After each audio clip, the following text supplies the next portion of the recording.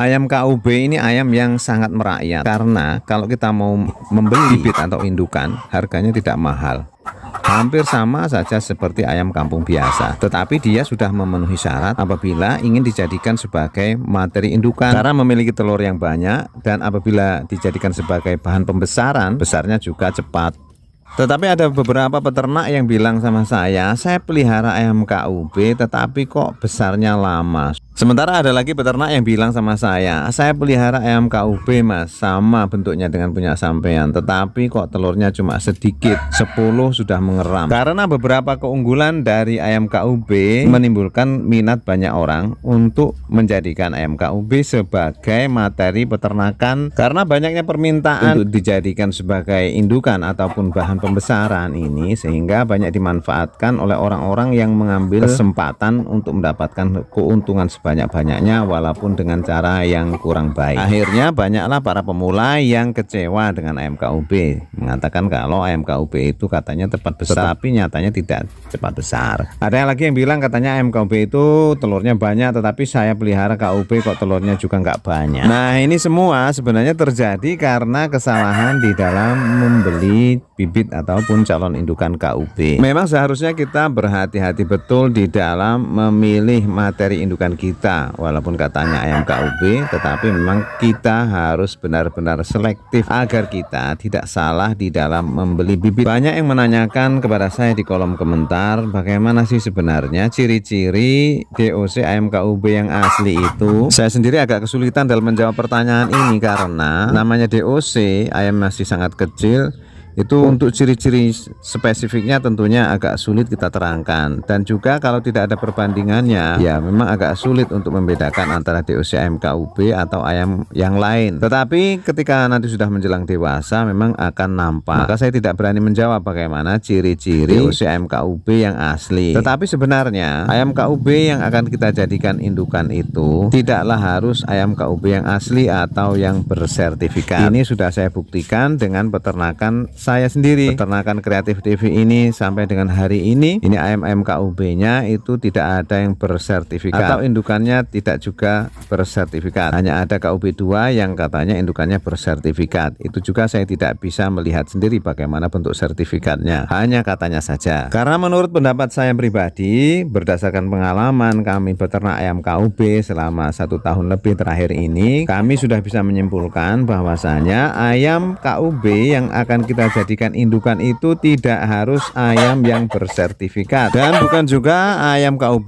yang mempunyai predikat parent stock. Karena berdasarkan pengalaman saya pribadi bahwasanya ayam KUB itu adalah ayam kampung asli Indonesia, sehingga predikat parent stock atau grand parent stock atau final stock itu tidak terlalu menjadi patokan. Nah, sekarang masalahnya bagaimana kita bisa menentukan DOC yang bagaimana atau ayam-ayam calon indukan yang seperti apa yang kita bisa jadikan sebagai calon indukan ayam-ayam KUB kita, agar kita tidak kecewa ketika nanti sudah berjalannya waktu. Jadi ketika kita membeli DOC-nya juga bisa cepat besar, dan ketika kita menjadikannya sebagai indukan, maka indukannya juga akan bertelur banyak. Berikut ini adalah beberapa cara untuk mencari DOC ayam KUB ataupun calon indukan ayam KUB yang akan kita jadikan sebagai materi peternakan kita, agar kita tidak salah dalam memilih. Yang pertama yang harus kita lakukan adalah, kalau kita ingin membeli DOC, kita harus mengetahui bagaimana keadaan indukan dari ayam-ayam DOC tersebut. Maksud keadaan di sini adalah bagaimana pertumbuhannya indukannya tersebut, apakah cepat besar. Lalu yang kedua,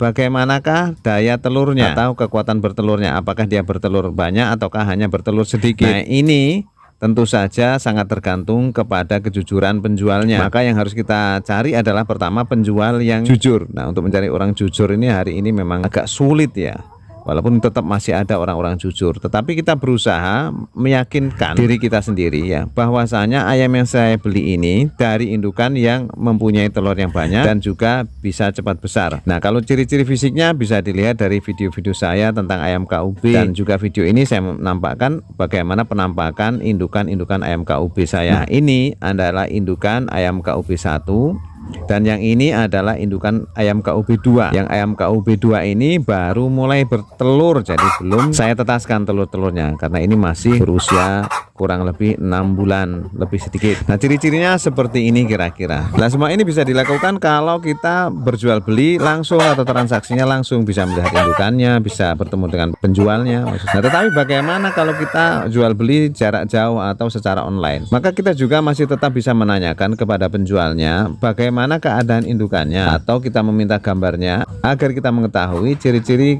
fisik dari indukannya itu, dan juga kita tanyakan bagaimana kekuatan bertelurnya. Nah, ini kembali lagi kepada kejujuran penjualnya. Mudah-mudahan penjualnya jujur ya, sehingga kita bisa mengambil keterangan itu sebagai patokan dan kita bisa meyakinkan bahwa ini adalah KUB yang benar. Ini yang pertama. Lalu yang kedua, kita harus tahu apakah indukan dari DOC yang kita beli itu bercampur gaul dengan ayam-ayam lain. Jadi umpamanya indukannya memang KUB, tetapi di situ ada ayam jantan yang lain, umpamanya ayam Bangko atau ayam kampung asli atau ayam pelung. Nah, sehingga ini nanti ada kemungkinan kalau indukannya tadi pernah dikawini oleh ayam-ayam selain dari ayam KUB tersebut, sehingga nanti anakannya ini tidak mempunyai sifat bertelur yang banyak lagi sebagaimana indukannya, karena sudah tercampur dengan genetik dari ayam-ayam yang lain, mungkin ayam pelung atau ayam bangkok. Karena ayam pelung dan ayam bangkok ini anakannya apabila dia mengawini ayam KUB, anakannya tetap cepat besarnya, tetapi bentuk badannya akan berbeda dan juga kekuatan bertelurnya juga sangat jauh menurun, karena ayam jantan dari Bangkok dan juga ayam pelung tadi tidak memiliki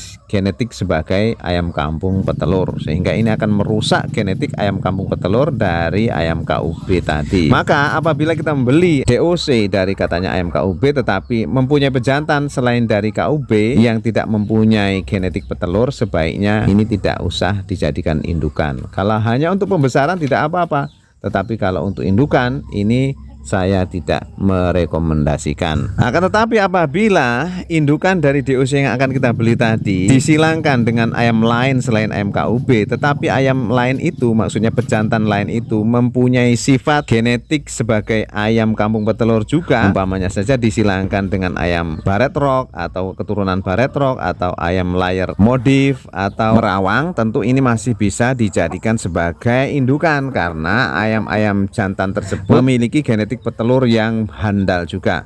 Bahkan ini akan memperbaiki kekuatan bertelur dari hasil silangan tadi. Nah, apabila ayam KUB betina disilangkan dengan ayam larmot atau ayam layer modif atau ayam merawang atau ayam-ayam yang lain yang mempunyai genetik telur lebih baik, ini tidak apa-apa untuk dijadikan indukan, bahkan nanti telurnya akan lebih banyak.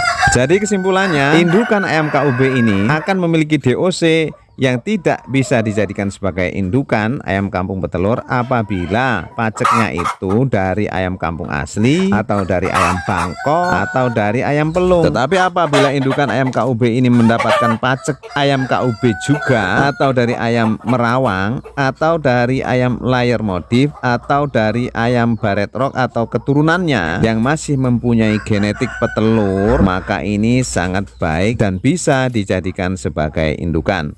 Nah, dulur-dulur, mudah-mudahan dulur-dulur tidak salah di dalam memilih DOC atau anakan yang akan dijadikan sebagai indukan ayam kampung petelur kita, agar kita tidak menyesal dan salah memilih dalam memilih calon indukan. Mudah-mudahan ada manfaatnya. Kesalahannya mohon maaf. Assalamualaikum warahmatullahi wabarakatuh.